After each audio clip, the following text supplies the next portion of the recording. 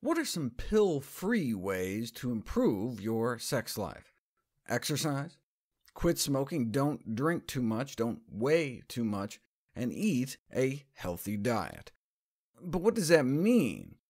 Heart-healthy lifestyle changes are sex-healthy lifestyle changes, as has been demonstrated in studies from around the world, including in women. Sexual function in women is also significantly affected by coronary artery disease, atherosclerotic narrowing of blood flow through our arteries, including the arteries that supply our pelvis. So high cholesterol may mean lower arousal, orgasm, lubrication, and satisfaction, and the same with high blood pressure. So putting women on a more plant-based diet may help with sexual functioning. Researchers found that improvements in female sexual function index scores were related to an increased intake of fruit, vegetables, nuts and beans, and a shift from animal to plant sources of fat. And the same with men, a significant improvement in International Index of Erectile Function scores. In fact, the largest study on diet and erectile dysfunction found that each additional daily serving of fruits or vegetables may reduce the risk by 10%. But why? It may be due to the anti-inflammatory effects. 2 years on a healthier diet resulted in a significant reduction in systemic inflammation, as indicated by reduced levels of C-reactive protein. Fiber itself may play an anti-inflammatory role. Those who eat the most fiber tend to have significantly lower levels of inflammation in their bodies.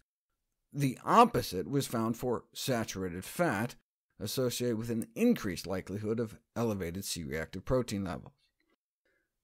This is how we're used to seeing changes in inflammatory markers over weeks, months, or years.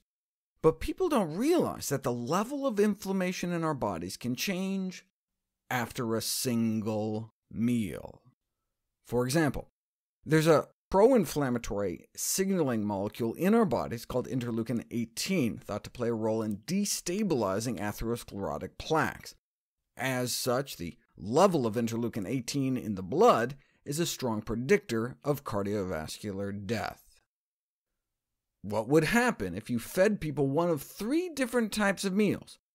Sausage and egg butter oil sandwiches, or cheeseless pizza with a white flour crust, or the same cheeseless pizza, but with a whole wheat crust.